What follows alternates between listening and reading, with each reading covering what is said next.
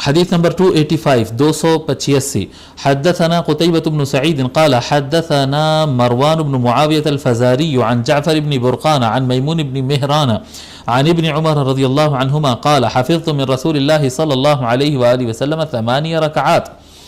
عبداللہ ابن عمر رضی اللہ تعالیٰ روایت فرماتے ہیں، کہتے ہیں کہ میں نبی اکرم صلی اللہ علیہ وآلہ وسلم سے سنت نمازوں میں 8 رکعتیں میں حفظ کیا، 8 رکعتیں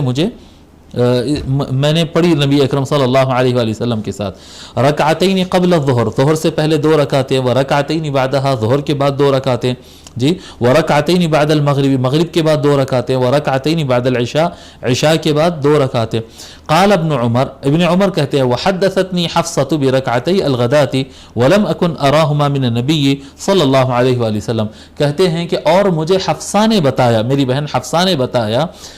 کہ فجر سے پہلے بھی 2 رکعتیں آقا صلی اللہ علیہ وآلہ وسلم پڑھتے تھے، جبکہ وہ میں نبی صلی اللہ علیہ وسلم کو پڑھتے ہوئے میں نے خود سے نہیں دیکھا. یہ 8 رکعتوں کی جو بات کر رہا ہوں یہ میں خود سے دیکھا ہوں. البتہ وہ جو 2 رکعت ام المؤمنین بتا رہی ہیں کہ فجر سے پہلے پڑھتے تھے، وہ رکعتیں میں نے خود سے نہیں دیکھی.